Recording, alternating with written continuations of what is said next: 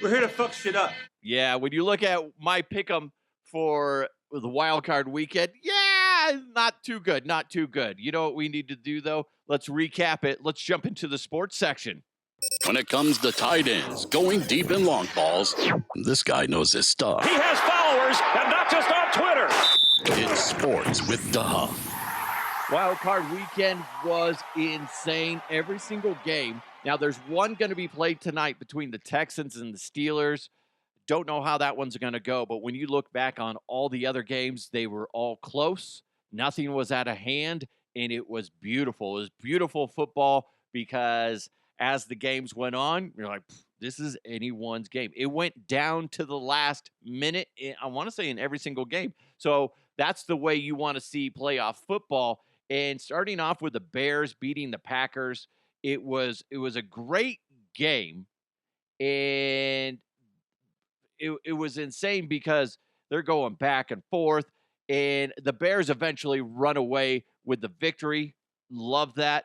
The funny thing was after the game, the Bears head coach Ben Johnson, he hates Matt LaFleur, the coach of the Green Bay Packers. I don't know why, but they hate each other.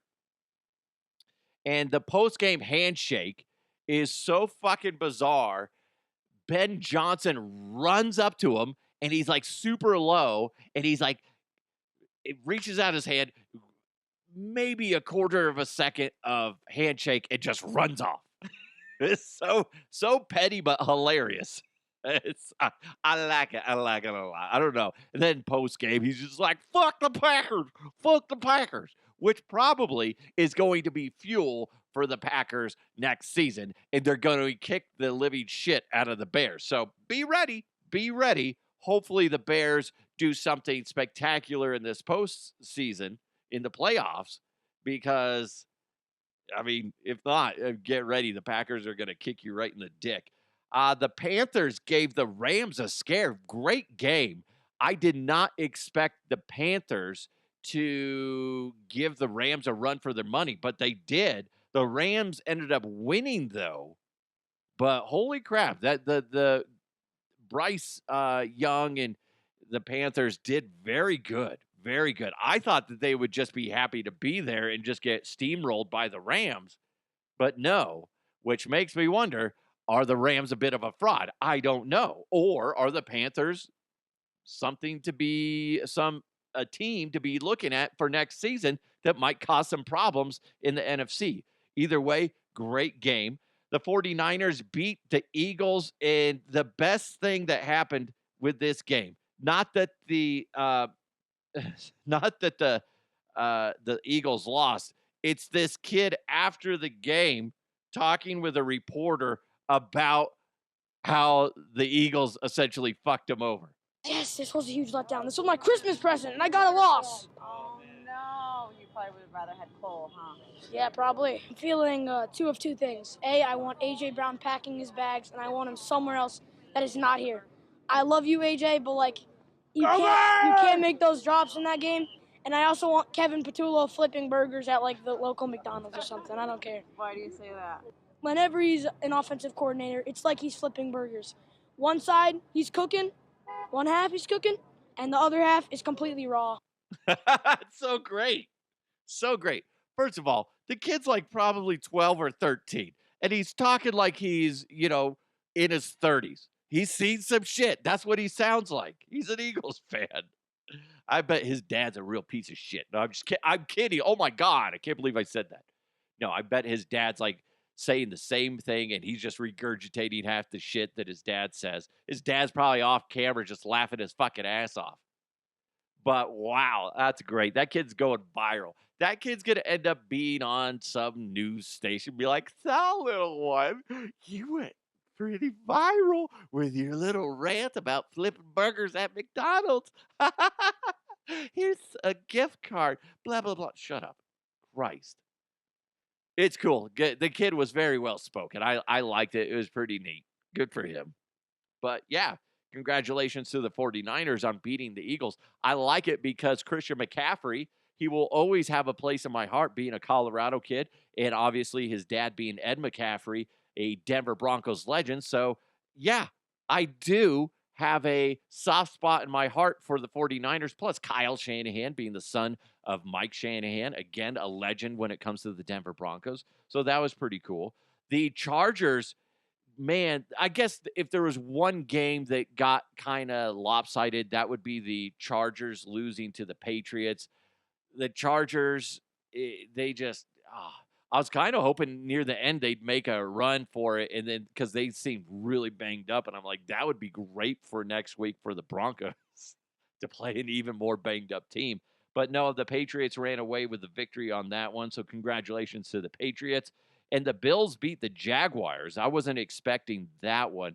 And I also wasn't expecting the Jags post-game press conference to go in this direction, but I like it. How you doing today? Lynn Jones, Jacksonville Free Press News. I just want to tell you congratulations on your success, young man. Thank you. Hold your head up, all right? You guys have had a most magnificent season. Thank you. You did a great job out there today. Appreciate so you it. just hold your head up, okay? Thank and you, ladies ma'am. and gentlemen, Duval, you the one, all Thank right? you, ma'am. keep it going. We got another season, okay? I appreciate Take it. care and much continued success to you and the entire team. Thank you, ma'am.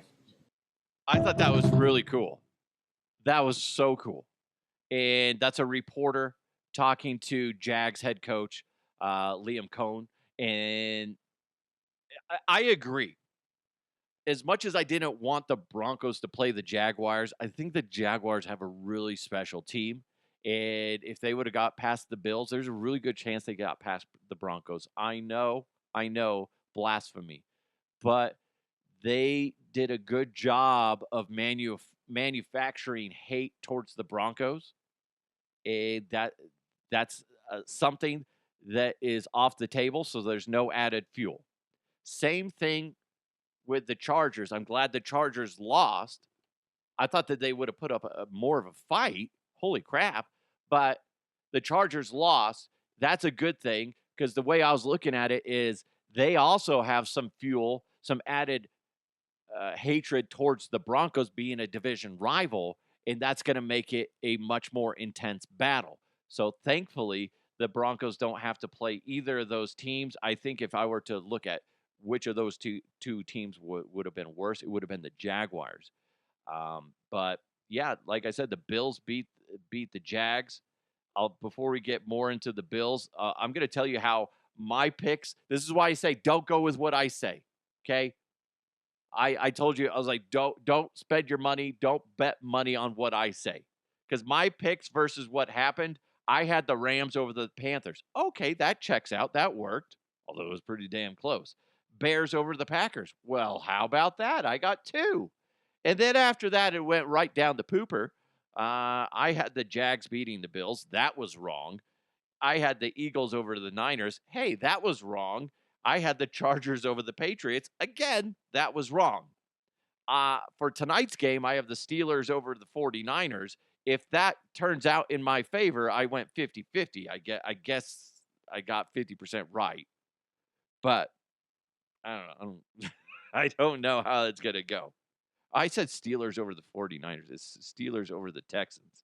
Jesus Christ, I'm stupid. That's what happens when I type, and I'm not smart. That's what happens. Going back to the Buffalo Bills, that's who the Denver Broncos will host on Saturday. We'll find out the official time of the game. Most likely it's going to be like a 2:30 kickoff, something like that. Bills are currently, here's the crazy thing, the Bills are currently a 1.5 point favorite over the Broncos at Mile High. This is perfect. This is exactly what the Denver Broncos need. Don't be as Bo Nix coined, the overdogs. It's better to be the underdog. And it's close, but here's the thing. Take that underdog mentality. Everybody thinks that you're a joke, Denver. Everybody thinks that you're in the wrong place. You shouldn't even be here, right? You're Dante from Clerks. I shouldn't even be here. That's what, if you know, you know. Okay, anyway. The point is, everybody's saying the Broncos are a terrible number 1 seed. I'm seeing it come out of Buffalo. There's some people talking shit already. I'll say this, Broncos country, don't give them fuel. Don't give them fuel, because that shit can backfire on you. All it takes is one person from Broncos country to get to a player in the locker room or whatever. Next thing you know, they're going to put that on the bulletin board and say, look, Broncos country is saying that we're shit. No. Just let it happen. Let it happen. Broncos are underdogs. Let the Broncos embrace that underdog mentality. They got to go out there and just be like a wounded animal and just shred the Bills. It's possible, but here's the thing. It's going to be a tough fucking game. Josh Allen is legit. He's not going to go rolling over, okay? He's not. Broncos are going to have to play smash mouth football. They're going to have to eliminate Josh Allen. They're going to have to shut him down. And that's not going to be easy because the thing with Josh Allen, he can kill you with his arm and he can kill you with his legs. He is a beast and he is not to be taken lightly. This should be a great fucking game. And sadly, this one might go down to the last couple minutes. And I can't stand that anticipation of stress. It should be a good game. And in all honesty, taking a step back, I don't know how this one's going to unfold. I got to think about it more. I don't want to just say the Broncos are going to win because I can't. The Bills are there for a reason. They're good. They're a good football team. But the Denver Broncos are a good football team too. We said it last week. They know how to grind. They are a team made of grit. So you can't count them out. I would just say this to Broncos, especially the offense. Strike first, strike fast, no mercy. Okay?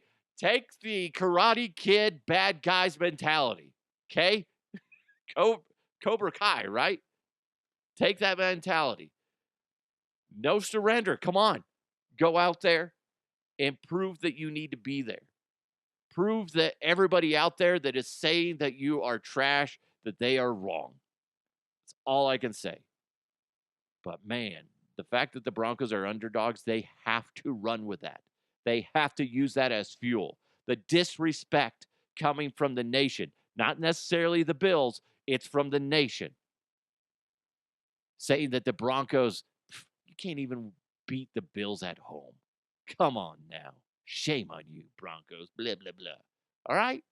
All right. Make all those national naysayers choke on their own dick, okay? How about that? You're welcome for that wonderful analogy. You're welcome. You're welcome.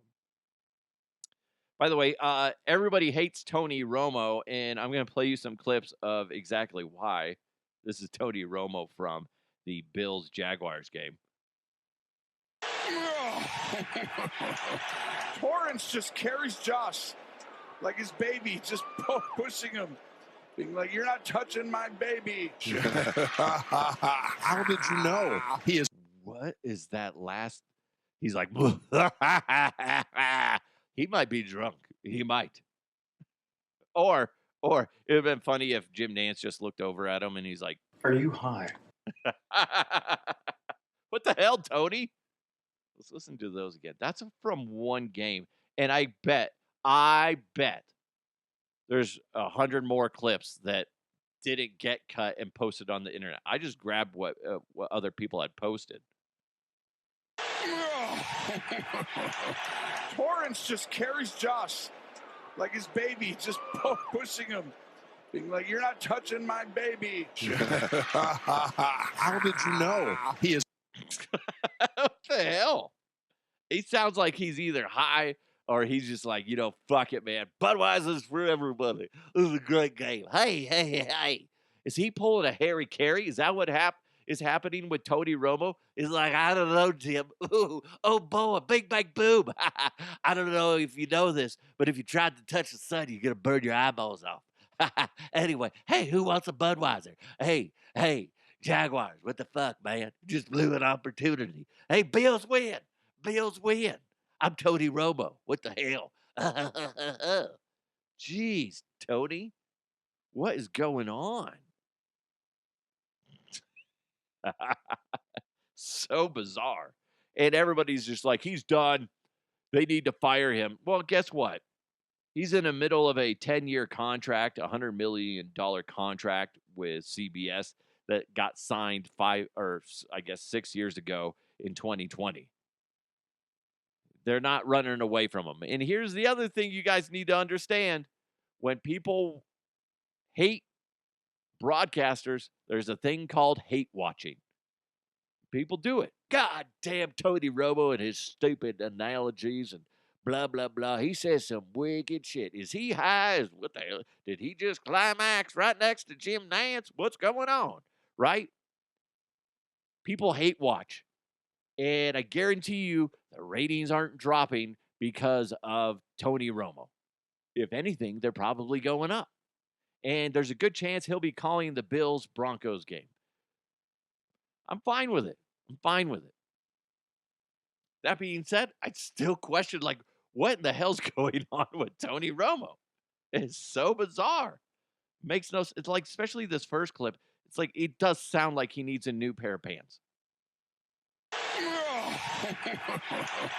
Torrance just carries Josh like his baby, just pushing him, being like, "You're not touching my baby." How did you know?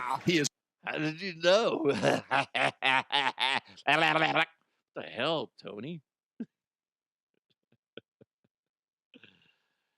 Good stuff.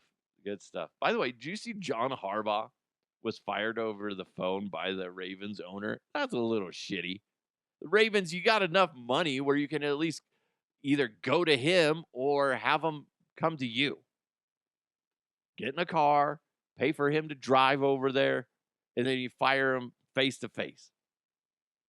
I'd be so frustrated to get fired over the phone. I did get fired once. The one time I was technically fired was by iHeart when I worked as a traffic reporter. I go to check my email and I'm like, why can't I log into my email? And I called my assistant manager and I was like, hey, do you know why I can't log in? He's all, yeah, let me check. I'll call IT or something like that. He calls me back like 2 hours later and he's like, Scott, I don't know how to tell you this, but they terminated you. I'm like, what? For what reason? He's like, I have no idea. This is the assistant manager. It comes back that they fired me because the manager at the time, I had asked because when I worked for the Fan, we were moving buildings. And I said, I need to take like a week off so I can help the radio station move equipment and set up the new equipment at the new building, new studios, blah, blah, blah, blah, blah, blah, blah. It was either a week or 2 weeks, but they're like, yeah, that's fine. Do that. But the boss, I don't know why in his brain, like I had it documented via email and everything. And then that happens where I get fired. So I go in there and I talk to the high up. And I'm like, why are you firing me for something that was approved?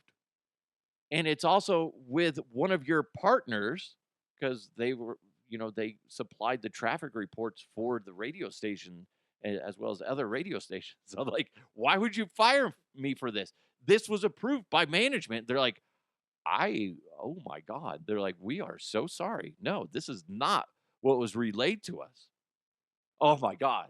So they fixed it. They're like, do you want your job back now? We'll rehire you now and this will all go away. I'm like, no, I'm not going to work for him. This is terrible. And they're like, okay, but we're going to make it so you're rehirable. Hopefully they did that. Not that I plan on going back to iHeart, but you never know. Well, I was like, holy shit, man. That's such an annoying way to get fired, to find out you got fired. Go to check in, be like, let's catch up on some emails. Boop, boop. Why can't I log in? Because we fired you. But we don't know why. We did, though. So stupid. Have you guys ever gotten fired in a weird way? I hated firing people. unless I really dislike them. I was always taught you never say sorry when you fire somebody. You keep it straight to the point. This is why, and goodbye, essentially. Never say sorry. And the first guy I fired, man, he was terrible. That was when I worked at Jamba Juice. Like he could not make a smoothie to save his life. And I've said the story before, it's literally mapped out all along the way. Like, okay, it's this size drink. This is the button you press for this amount of liquid. And then the next station where it has the fruit. It's what size, what drink. Okay, this is how many scoops it gets. It's really fucking simple. The way that Jamba Juice lays it out, it's so simple. So simple. I could go in there right now and make a smoothie, no questions asked. You could, having zero experience in there, and go in there and just crush it, right? This kid could not do it to save his life, and he could read. That's what was mind-blowing. Like, you dumb or something? You can't read? No, whatever. Like, it's not like he was severely dyslexic or anything. He's like, no, I can read it. And he could repeat it, be like, yeah, I do that. But he just couldn't handle the pressure. It's like, it's Jamba Juice. It's not that hard. So eventually I was just like, it costs us way too much money to have you on staff because we're throwing away smoothies nonstop. And I remember also, I'll share this last one. This girl, we wanted to fire her, but we didn't have a good reason. Just everybody didn't like her. She was super annoying, and she just wasn't that great. And I remember talking to the GM. I was the assistant GM. I'm like, we really need to get rid of her, but how are we going to do that? They're like, anything that she does, we got to write up. If it's anything that is borderline. So, by the way, FYI, if you start getting written up for stupid little things, it's because they're looking to cut you for one reason or another. They're either wanting to cut budget or they don't like you or whatever. Okay. So we're just sitting there, and she just wouldn't do enough to get written up. And then one day she's like, Scott, I have some terrible news. I'm like, what is it? What is it? Like, you going to jail? Because that'd be cool. And then she's like, I'm going to have to put in my 2 weeks. Okay. I am leaving this place, and you're going to want to start searching for my replacement now. I swear on everything. That's the way she was just like imagining in her head that she did the job of like 4 people, right? Oh, she should be worshipped. So guess what I did? I immediately pulled out my little needle and popped her balloon by saying, do you just want to make today your last day? Because we could do that. That'd make it a lot, that'd be fine. We could do that. I'm trying not to be too excited. She goes from, I'm so great, you guys are so fucked, to, what? What? No, I'll do the 2 weeks. 2 weeks will be my last day. Okay. But if you change your mind, we're more than happy to just let you, start your next adventure now. If you, again, change your mind. It's no big deal. Okay. I'll go ahead and start trimming your schedule for the, we'll start replacing you. I'm like, yes. That was me being way too excited and just a dick. Okay, I gotta be honest. I was like, sure, addition by subtraction. The morale just went up as soon as she left. We're like, oh, thank God. Thank God. You don't want to be that guy or lady that they just want to get rid of, and they start writing you up for stupid shit. But the thing is, too, the longer you're at a workplace, you're probably making more money, and eventually you're going to max out, and they're going to realize, is this person really worth being on staff, or can I get somebody that's maybe not as good but a lot less expensive? Eventually that shit happens too, depending on your job. If it's a high revenue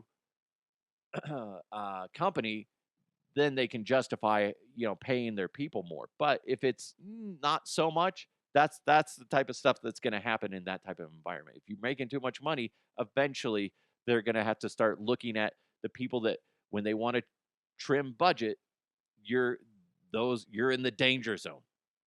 And if you're in that danger zone because you make too much money, you better be able to justify that by being so irreplaceable that they have to go, we can't get rid of that person. They are too important. They do this, this, this, and this. This person over here, yeah, they do like one or two things. Yeah, just get rid of them. Flick them off like a booger.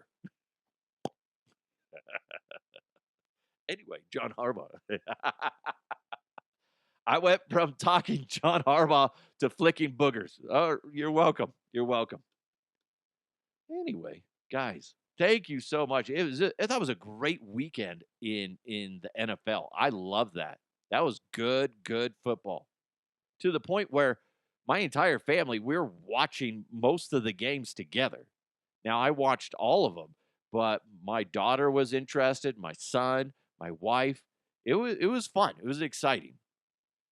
Very exciting. So can't wait for the Broncos to take on the Bills. Should be an exciting game. We'll get more into that later in the week. We'll have some audio from the Broncos themselves, Sean Payton, I'm sure Bo Nix, stuff like that, how they're going to be looking towards this matchup.